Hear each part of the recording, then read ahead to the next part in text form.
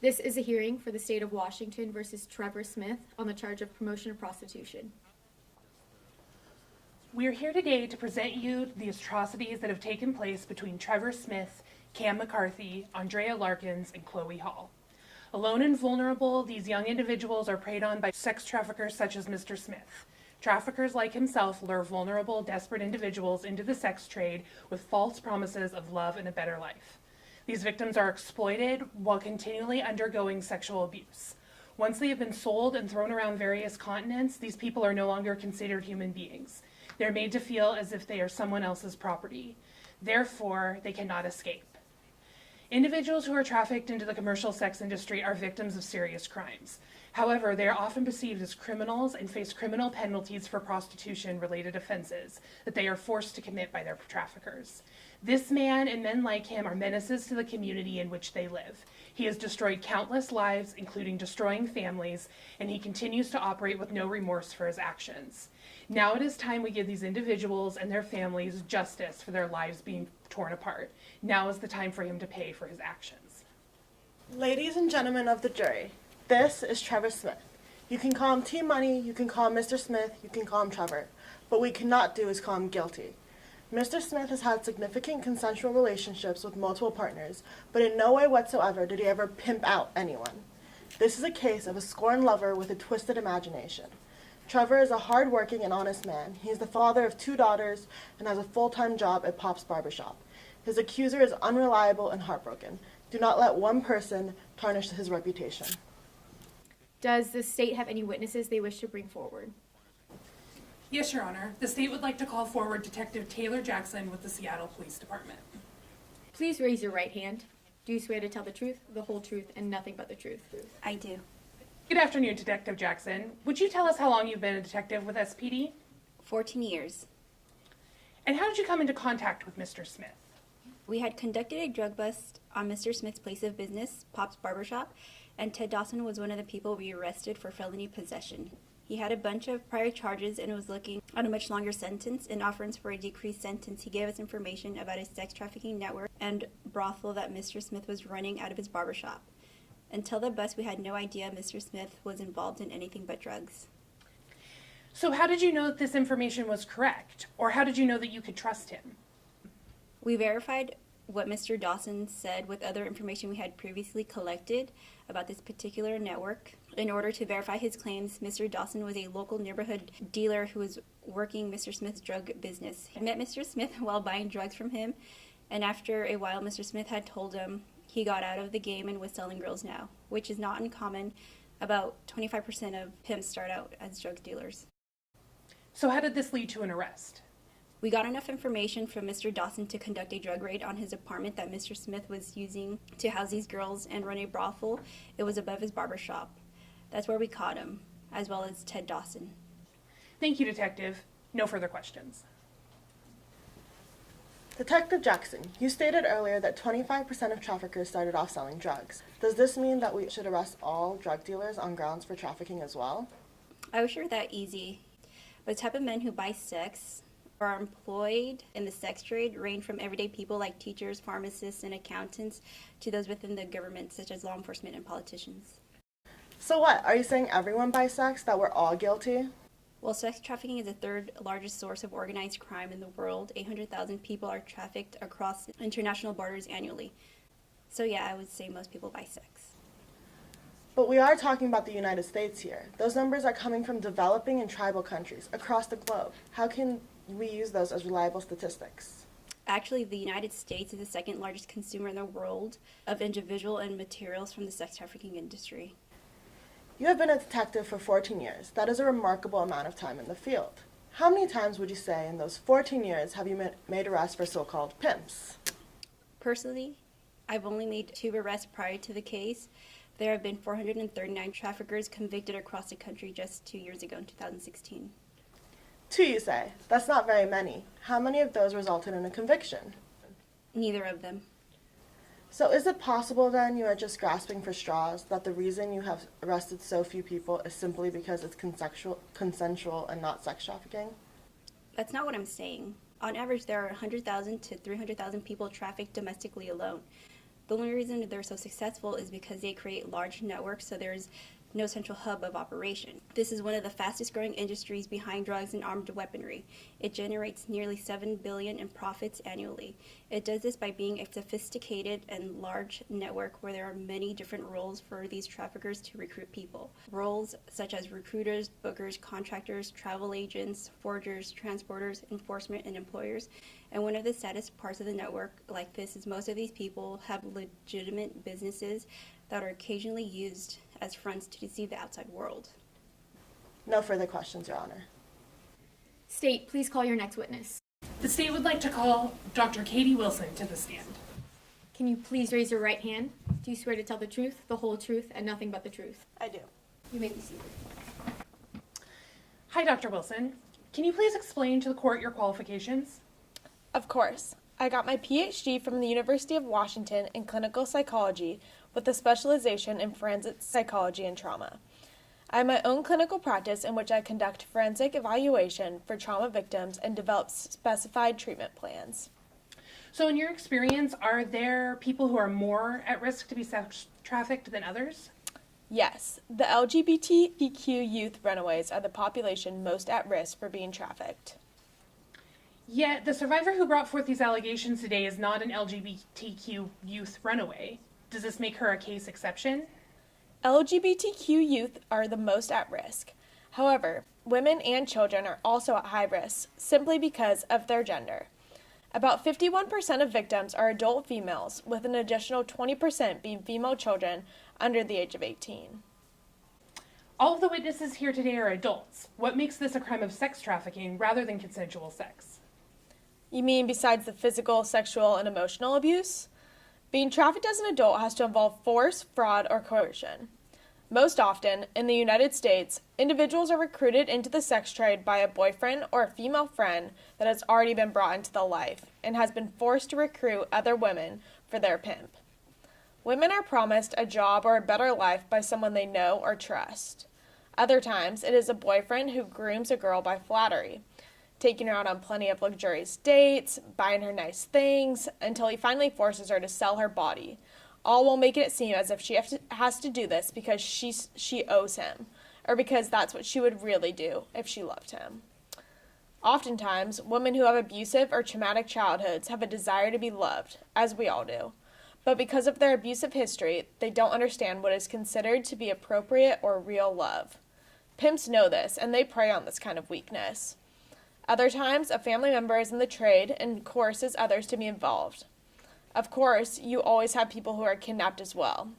This usually occurs after going to a party or where lots of drugs and alcohol are involved.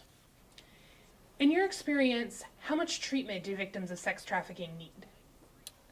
The unfortunate fact is that being a victim of sex trafficking presents a type of trauma unlike anything we have ever seen before. We have evidence-based interventions for individuals with post-traumatic stress disorder, but there are no such clear treatment options for survivors of sex trafficking. This is because of the intense and multiple layers of trauma they endure. So do victims like these have any resources at all? Office for Victims of Crime has a database of resources for survivors of human trafficking, including outreach, legal and court advocacy, specialized mental health, emergency shelter, and intensive case management. However, there are still many organizations that lack a lot of resources to help victims. Thank you. No further questions, Your Honor. You keep mentioning exclusively female victims, yet the prosecution brought a witness who is not female. How are you supposed to believe that these are accurate claims against Mr. Smith? While not as common, still about 21% of those trafficked for commercial sexual exploitation are adult males, while an additional 8% are male children under the age of 18. You say all this information about getting into the sex trade, but what's really stopping these women from leaving? It's not like they're physically locked up. After the grooming period that I previously mentioned is over, these women are stripped of anything that ties them to the outside world. They have been completely cut off from friends and family with no way to communicate. All of their possessions are under their pimp's control, including their money and any form of identification. The majority that do try to escape are recaptured and are severely beaten or killed to set an example to the other women about what will happen if they try to escape. For those that do manage to escape successfully, They are usually moved to different locations every 2 to 3 weeks to keep them disoriented and unable to make connections within the community. You mentioned that there were not a lot of treatment options. So if women go back into prostitution, how do you expect anyone to believe it's not voluntary? Survivors who manage to escape have to face enormous struggles. In fact, 52% of victims are able to escape, and of those victims, nearly half of them will eventually return to their pimps as a result of stalking, threats, and continued abuse. Their pimps know everything about them and where they could be, so even once they leave, they are still being victimized. So, to answer your question, going back into the sex trade would not be voluntary. No further questions, Your Honor. State, please call your next witness. The state would like to call Ted Dawson to the stand. Can you please raise your right hand? Do you swear to tell the truth, the whole truth, and nothing but the truth? I do. Okay, you may be seated. Hi, Mr. Dawson. Can you tell us how you met T-Money? Mr. Smith? Well, I grew up in a town close to Mr. Smith and I met him at a store. I had heard that he had some female friends that were willing to have sex with me for money. After a few exchanges, he offered me a job in the store when I was struggling financially. Why were you struggling to find a job? I was once caught for a minor offense for possessing a small amount of drugs. So with that on my record, it got a little difficult to find and maintain a job. So did Mr. Smith know of your record? Yes, ma'am. And he offered you a job without hesitation? Yes, I guess he was being kind to a guy who was down on his luck. So correct me if I'm wrong, but weren't you also arrested last May? Yes, that is correct. And can you tell the court what your charges were? Soliciting prostitution? Oh, so you were a John. You paid for sex. Yes. And how long were you in prison for those charges? You don't go to prison for paying for sex. I was just asked to attend a John school. It's kind of useless if you ask me. They put a bunch of us in a room where they spend what feels like forever telling us how bad trafficking is. They try to scare us with facts about STDs and the risk of being involved in purchasing sex. We even had to listen to testimony from survivors of human trafficking. The only good thing I took from here was having my record clean of the charges when I walked out.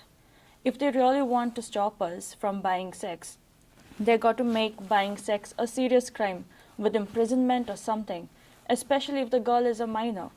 Most of us Johns don't care about these women, and these women, they are willing to do anything for money. It's so easy. No talking back, no whining or crying. But I do feel for the younger girls though.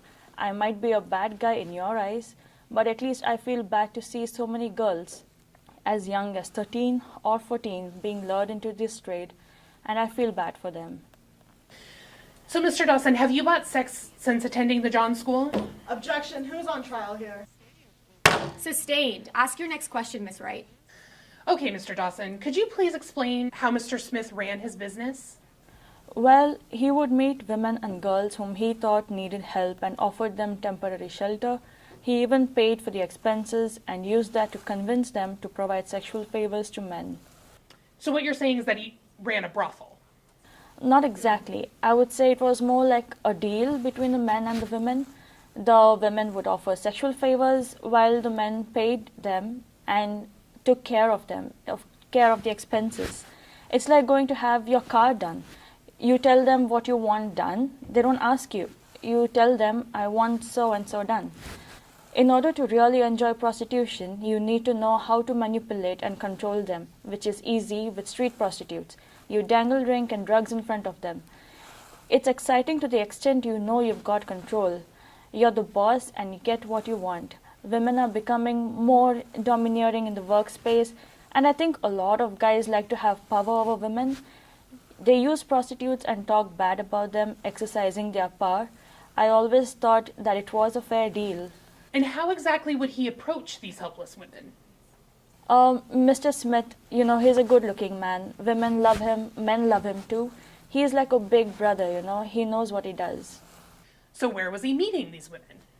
Well, it depends. He met them at bars, at bus stations, parties, grocery stores, truck stops, online. Did you ever feel like the women were forced by Mr. Smith? Or did you ever come across any girl or woman who wanted to leave but was not allowed to leave? Well, Mr. Smith often used force to prevent some of the women from leaving. He would threaten to kill them or sell them to worse men. He also convinced them that he was a much safer option compared to others on the streets. Sometimes he physically beat the women and locked them up. So you would agree that Mr. Smith was running a sex trafficking business? I believe so, yes. No further questions. Did you not say that the relationship between the women and the men was more like a deal? Yes, I believe that is what I said. Wouldn't that mean that the women had given their consent to be involved in a sexual relationship with these men? I believe by those standards, yes, ma'am. No further questions, Your Honor. Prosecution, you may now call your next witness. The state calls Trevor Smith to the stand. Mr. Smith, can you please raise your right hand? Do you swear to tell the truth, the whole truth, and nothing but the truth? I do. Can you please state your name for the record? Trevor Smith. And can you please tell the jury any other names you're known by? My friends call me T-Money. Have you ever been arrested prior to this occasion, Mr. Smith? Yes, I have. Can you tell us how old you were the first time you were arrested? I was 12 years old. And what were those charges for? I was charged with shoplifting. How many times were you arrested after that? You know, I honestly can't recall. The prosecution will now enter into evidence State's Exhibit Number 1. Can you please tell me what this is, Mr. Smith? It looks like an arrest record. And can you read the name at the top? Trevor Smith. The prosecution would like to point out that Mr. Smith has had a long history of arrests and altercations with law enforcement. His arrest records show a pattern of criminal behavior that ultimately escalated to human trafficking. Objection, is there a question? Judge, I'm trying to establish the character of the witness. Overruled. Move on with the questioning, Miss Wright. Have you ever had a relationship with the three victims, Cam, Chloe, and Andrea? Yeah, I was friends with Cam. He was a client of mine. I dated Andrea and Chloe. Did you date Chloe and Andrea at the same time? No, I dated them at separate times. Are you still involved with either of these women? No, not currently. And would you describe these relationships as consensual? Yeah, I never made them do anything they didn't want to do. That goes against everything I stand for. I'd like to enter into evidence State Exhibits Number 2. Can you tell me what this is, Mr. Smith? It looks like a Craigslist ad. And can you identify the person in the ad? Looks like Chloe Hall. So you're telling me that Miss Hall willingly posted semi-nude pictures of herself on Craigslist? As far as I'm concerned, Yes or no, Mr. Smith? to the best of my knowledge, yes. So you're saying she willingly sold herself through these ads? She willingly sold herself for the purpose of sex? Yeah, I guess so. Yes or no, Mr. Smith? Mr. Smith, please answer the question or you will be held in contempt. Look, I never made her do anything she didn't want to do. So you knew she was selling her body while you were involved in a relationship? No, I had no idea. I would never have been okay with that. I'd like to remind you, Mr. Smith, that you are under oath. You had no idea that your partners were involved in prostitution, yet you willingly accepted large sums of cash from them? Yes. And you never thought to ask them where all this money came from? Look, I was only concerned with putting food on the table for my family. What they do is their business. So just to be clear, Mr. Smith, you deny that you were ever involved in human or sex trafficking of these three individuals? That is correct. I was never involved in either of those crimes. Your witness, Ms. Barber.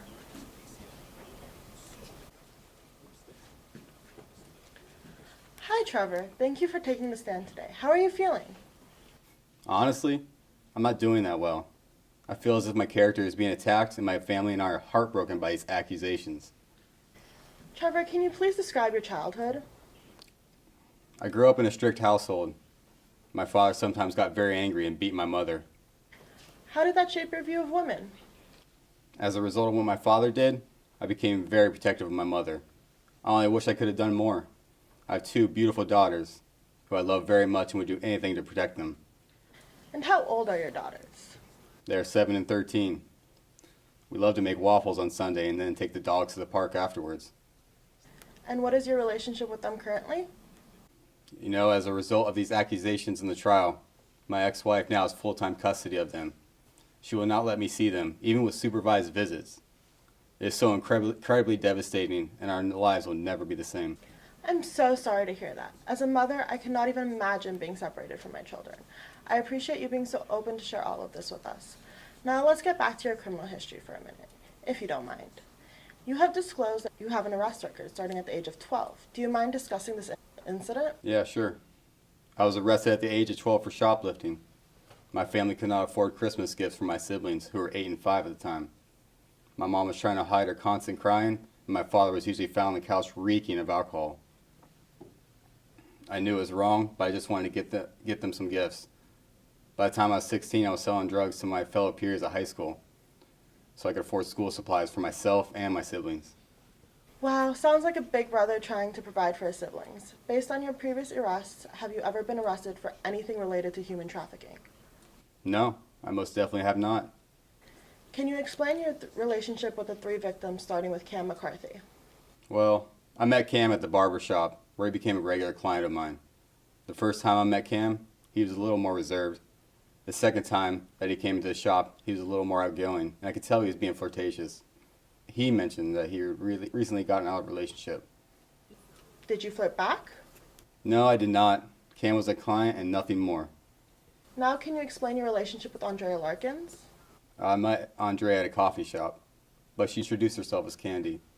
I thought it was a sweet name for a sweet girl. Did your relationship progress? Yeah, we started hanging out more and eventually moved in together. How would you describe your relationship with Miss Larkins? We had a very positive relationship. Andrea and I made each other very happy. She constantly supported me through some of my hardest times. I do not know where I would be without her. I'm so thankful for her. Did you and Miss Larkins ever break up? Yeah, we were off and on. Although we loved each other, we were not perfect and each other made mistakes. Each breakup allowed us to grow and reconnect. Can you now explain your relationship with Chloe Hall? I met Chloe at a strip club. I was there for one of my best friend's bachelor parties. Andrea and I recently broke up and I asked Chloe out. She seemed really cool and our conversation flowed easily. Can you describe your relationship with Miss Hall? Chloe and I went out a couple times. I could tell she was more interested in me than I was in her. I was still heartbroken over Andrea, and Chloe was a good distraction. As time progressed, I confessed to Chloe that I was not looking for anything serious, and I was still in love with my ex-girlfriend. That must have upset her. Did she do anything in retaliation? Well, I admit that she took some pictures, and Chloe took pictures of herself in just her underwear and sent them to me as sort of a gift. After I broke up with her, these accusations came about and I was accused of uploading them to Craigslist. I would never do that to her or anyone for that matter. So just to clarify, you confessed to Chloe that you were not interested in something serious, and in retaliation, you were accused of uploading pictures without her permission, and ultimately accused of sex trafficking. Yeah, that is correct. No further questions, Your Honor. The state calls Cam McCarthy to the stand. Can you please raise your right hand? Do you swear to tell the truth, the whole truth, and nothing but the truth? I do. Please state your name for the record. Sky Winter. And is this your legal name? No, my legal name is Cam McCarthy. Sky's what T-Money called me. And how old are you, Mr. McCarthy? I'm 26. Did someone in this courtroom victimize you? Yes. Can you point them out for us? Let the record show that Mr. McCarthy identified Trevor Smith. Can you tell me how you first came into contact with Mr. Smith? So just before I turned 19, I met T-Money on Grindr. The first time we met, we hung out together and it was chill. We didn't do anything besides talk, and at the time I felt comfortable around him. But the second time we met up, he invited me to a party at what I thought was his place. We smoked some weed before the party, and then some of his friends arrived. He introduced me to some guy whose name I can't remember. He then told me that I needed to have sex with this man, and if I didn't, he would out me to my family. And if my family found out that I'm gay, I would lose everything. They would kick me out of the house, and I would have nowhere else to go. And I was too high and confused to find a way out or call for help. I didn't feel that I had a choice. I was scared and didn't want to cause trouble with my family, so I did what he wanted. And after I had sex with that guy, I went home, and Mr. Smith, texted me telling me to go to another house the next day. I tried to tell him that I wasn't interested, and then he became angry and violent and threatened to hurt me if I did not continue to have sex with other men he brought me to. I was forced to continue having sex with older wealthy men for the next 3 years. I took a risk and talked to one of my clients who I felt I could trust. He had enough money to help me relocate. Thank you for sharing that. How has this experience impacted your life today? I never thought I would have issue with being with a guy, but I realized over time it was hard for me to not be subservient to guys. I was trying to make them happy, and I ended up being taken advantage of or being used. I didn't know any different. I didn't know what a healthy relationship looked like. And every day you go out there, you know that you might not live. I mean, every day anybody goes anywhere they may not live, but every day you'll go out there and get in strangers' cars, which is insane. You know that one of them might kill you. I was smoking enough weed and probably drinking just enough alcohol so that my mind was numb in order to do what I needed to do. And that's the whole thing that led me into it. Wanting to go get high. Next thing you know, it becomes having to stay high to function. Thank you, Mr. McCarthy. No further questions, Your Honor. Do you have a criminal record, Cam? Yes, I've been arrested a few times on drug charges. And why did you have these drugs in your possession? Mr. Smith gave me the drugs so I could deal them, but I also used them to numb the pain. You say you met Mr. Smith on Grindr, but didn't you meet him when you were a client at his barbershop? I went there to pick up drugs a few times, but that was after we had already met. You said that you left 4 years ago. Why come forward now? When I found out that Lolo and Candy came forward, I felt it was time for me to come forward too. One of the reasons I was so afraid to come forward was because I was involved in T-Money's drug business, and I've worked hard to build a life for myself. No further questions, Your Honor. The state calls Andrea Larkins to the stand. Can you please raise your right hand? Do you swear to tell the truth, the whole truth, and nothing but the truth? I do. Good afternoon. Please state your name for the record. Candy Daniels. And is this your legal name? No, my legal name is Andrea Larkins, but T-Money called me Candy. How old are you, Miss Larkins? I'm 25. Why are you here today? I was told that if I testified, I wouldn't get into any trouble. Did someone in this courtroom victimize you? Yes. Can you please identify this person? Let the record show that Miss Larkins also identified Trevor Smith. Can you now tell the court about your relationship with Mr. Smith? T-Money, Mr. Smith and I were dating. It was a pretty serious relationship. My parents didn't approve of our relationship, but I didn't care. We were in love. We were going to get married and build a life together. So when and how did you become involved in prostitution? Well, I became a prostitute during my relationship with Mr. Smith. I grew up in a neighborhood with prostitution, so this wasn't the first time I've seen it. I have a cousin that was killed by pimps, and at that time I was probably 15, and she had to have been a year older than me at 16. They found her body cut up in a bag in Seward Park. One other girl, we were in high school at the time. They found her killed by some pimps. But I loved T-Money, and I knew he loved me and wouldn't do that. We desperately needed the money because my parents cut me off because they didn't like him. At first, it was supposed to be a few times so that we could pay rent, but those few times became thousands and thousands of times. Eventually, I became the one to help him recruit girls. The bottom bitch, when they got out of line, I was the one to help them. During your time with Mr. Smith, did he ever hit you? At the beginning of our relationship, he never really hit me. We'd argue and scream and yell at each other, but he never hit me.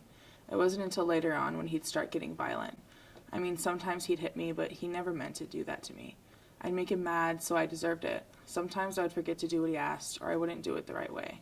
So he'd get upset. So I guess that's why he grew more violent. He loves me, so I know he never means it. He treats us well, he gives us a place to stay, and buys food. He makes sure I always look good and pays for my nails and hair to be done, and sometimes even some new clothes. I really love Trevor. I love this guy like crazy, and I still love him. I always stick up for him, even today when people talk about him. I always stick up for him. I was jealous. I didn't like that he had other girls. I saw him after I left him. When he would come up to Seattle, I'd see him, or we'd talk on the phone. We wrote letters while he was in jail before this trial. Okay, so let's go back for a minute. You said that you helped him recruit girls and called yourself the bottom bitch. Can you explain what this means? Girls that recruit for their pimps are called bottom bitches. I was T-Money's bottom bitch. Girls bring in other girls all the time. They bring their friends, they bring their sisters up. There were girls that brought their sisters into the game. They bring family members into the game through the guys saying, he's good, or he'll take care of us, or with him, I can give you the world. Thank you. No further questions, Your Honor.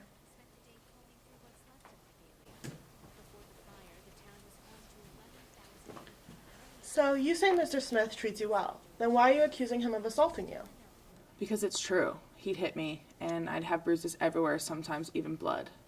But wasn't it true that you were upset with Mr. Smith when you found out he was cheating on you with multiple women?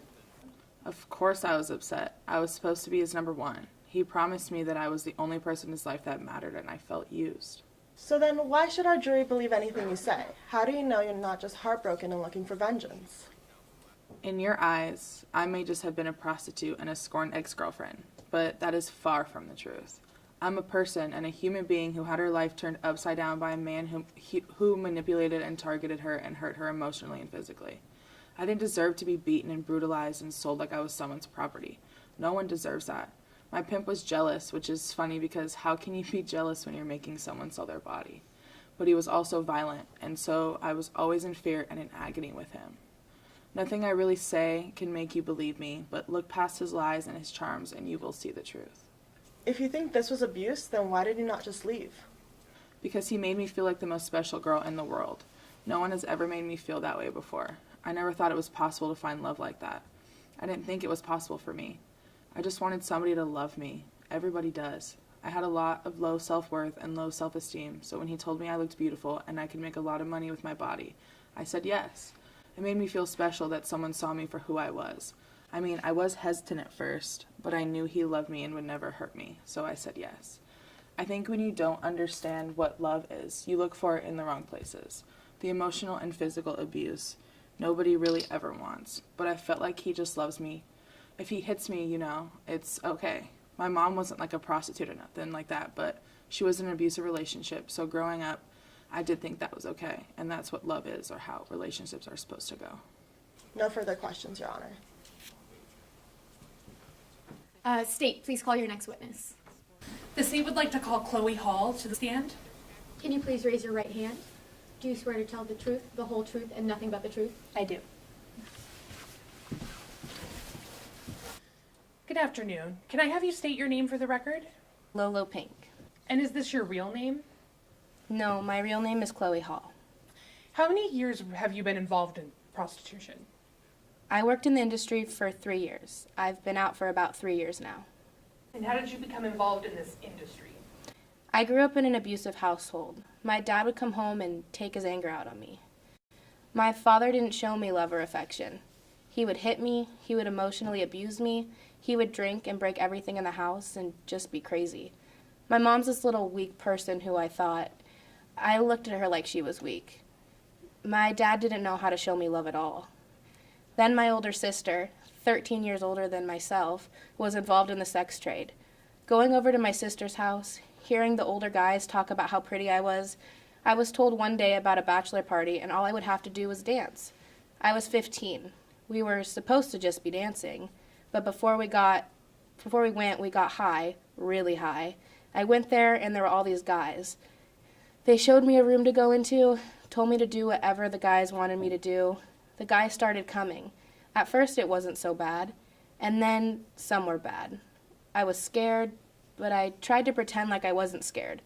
I wasn't supposed to be scared because I'm supposed to be a big girl. And they kept coming and coming. My sister asked how'd it go, and I told her what happened. I didn't even dance. Then she asked me for part of my money. I was in shock. I was like, "You want half of my money?" My sister turned me out. Can you tell us now about how you met Mr. Smith? Well, I finally turned 18, so I got out as fast as I could. I ran away from home and I didn't have a plan, but I knew that I needed to get out of that environment. I had known girls who had worked at the strip club downtown, so I reached out to them to see if they had any room for one more, so I could make some easy money. I was working the strip club for about a week before I met T-Money. I felt an immediate connection to him. With that being said, it didn't take much convincing to get me to leave with him. The way he spoke to me and the way he carried himself, I thought I could trust him. I really did think that we hit it off. He took me on a few dates and he bought me clothes because I didn't have any when I had left home, and he let me sleep in his apartment. Everything changed so quickly. He brought me to a small house, which he apparently owned as well. There were other people there, girls and boys, both younger and older than me. He told me that because he bought me food and clothes, that it was my turn to repay him. Next thing I know, he's asking me to pose for him in front of the camera. Then I see him uploading pictures of me in just my bra onto Craigslist. He forced me to meet with the men who replied to the ads and told me I had to let them do as they pleased with my body.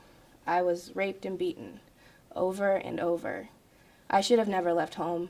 It wasn't that I had a bad mother, but I think it was because I had a missing link, which was a father and an understanding of relationships. Aside from being raped more times than I can remember, the most traumatic time I went through was about a year into forced labor and my period was overdue. I told T-Money and he made me take a test. It was positive. He was furious. He beat me until there was nothing left in me. There was no more baby. I was empty and alone. Why did you continue to stay with Mr. Smith? I guess I stayed because even though I was miserable, I liked having someone who felt like a father figure. At times, I really did feel like he cared about me. He was the father I never had in those moments, so I held on to them. It sounds like you've had some pretty traumatizing experiences. Did you ever go to the police for help? No, I never went to the police for help. I've been arrested by police on 3 different occasions for prostitutions, and all they did was judge me and ask what drugs I took. So how did you eventually escape? The last time I was arrested, they actually booked me and I spent a week in jail. T-Money didn't even come visit. He always said he would protect me, but he didn't bail me out, not even a visit. It was then I decided that I could try to escape. After I was released, I contacted a John who had been with me a few times, and he gave me a place to stay for a few days and a plane ticket home. Why did you contact this John and not just leave? I didn't have anything. I had no ID, no money. He was the only person I knew besides T-Money. He made me perform for him, but he got me out of the state and got me some cash. Can you tell us how your life has changed since exiting prostitution? Since exiting the sex industry, it has been hard to get back on my feet. I've been through so much compared to my other friends. There's a huge part of me that just can't relate to people. And I've seen more of the world that I think I was supposed to see, that normal people don't see. I suffer from PTSD, waking up in the middle of the night panting, scared for my life, all to realize that I am safe now. But I've been lucky enough to reconnect with family. I see it in their eyes every day, how hard it is for them to support me, but they're trying their best for me. In the past year, I've also begun dating. It has been extremely hard for me to trust, but I have the support that I have been needing with James, and we are expecting a healthy baby girl in February. Thank you. No further questions. You say you wouldn't go to the police for help, so the situation couldn't be as bad as you're describing. Otherwise, why wouldn't you let them help you? That is their job, after all. They don't want to help someone like me. I had one experience with a John who stabbed me with a stun gun in my neck, and then all over. I was fighting him, and I kept on feeling like I was gonna go to sleep, but I knew that if I went to sleep, he was going to kill me. He tried to strangle me, and he was telling me he was going to kill me. He hit me with a baseball bat, tore my clothes, some of my nails came all the way off. My hair was pulled out. He finally stopped. I can't remember why. He started driving, and then I jumped out of the car. Some guy helped me, and the paramedics were asking me what kind of drugs I took. They didn't even care who the guy was at all. I don't even think there was a police report made. Even if that is true, that's just one irregular instance, and you should have known better than getting into a car if you had something like a taser. Weren't you really just being careless? No, not really. I've had guns pulled on me, been involved in shootings. I've had Johns that hit me. Johns turn into animals. They have this thing where they like to hurt you. Control, power, that's their sexual fantasies. So there isn't really one who's normal or not violent. Usually when you get into a car, always make sure that the door handle is there. What Johns do is they take the door handle out of the passenger side from the inside of the car so that you can't get out. Then they kill you or do whatever they're going to do.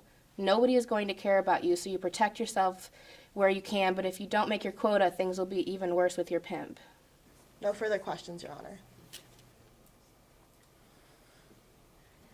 Ladies and gentlemen of the jury, we have heard the atrocities that have taken place as a result of Mr. Smith or T-Money's actions. He has ruined the lives of these people and hundreds more. He has beaten them, He has raped them. He has recruited other men to rape them. He has made them feel like they are nothing but property, and they were alone and they were afraid. Mr. Smith systematically lied and deceived men and women for his own personal gain. He sold their bodies over and over again until they had nothing left to give him, and then he discarded them. He threw them away like trash. Mr. Smith cares about nothing except himself and protecting his investment. But this isn't about his investment. This is about the lives of real people sitting in front of you today. All they wanted was a better life. Instead, he took that chance away from them for years.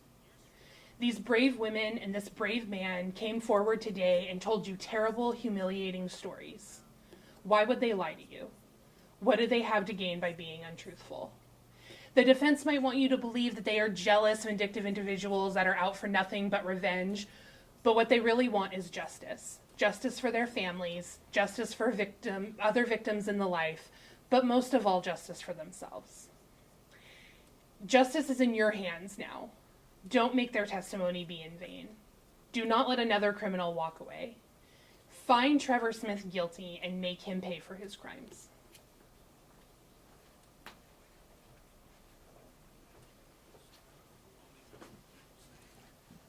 Ladies and gentlemen of the jury, the stories you have heard today were emotional, but they were nothing more than stories. There is no physical evidence supporting their claims. The relationship between these adults were consensual, and these individuals could have ended their relationships and contact at any time. Mr. Smith did not force them to do anything they were not willing to do. Each of these 3 individuals acted of their own free will. This is a case of a scorned lovers and old friends seeking revenge and nothing more. The prosecution would have you believe that Mr. Smith is a hardened criminal who committed heinous crimes against these individuals. In reality, he has been completely transparent about the crimes he has committed in the past. He understands the mistakes he has made, but those mistakes in no way constitute an accusation of sex trafficking. He is a hard-working father of 2, being needlessly accused by those wishing to tarnish his reputation. Do not let these wild, baseless accusations ruin this man's life. Jury, have you reached your verdict? Yes, Your Honor, we have. We, the jury, find the defendant, Trevor Smith, not guilty.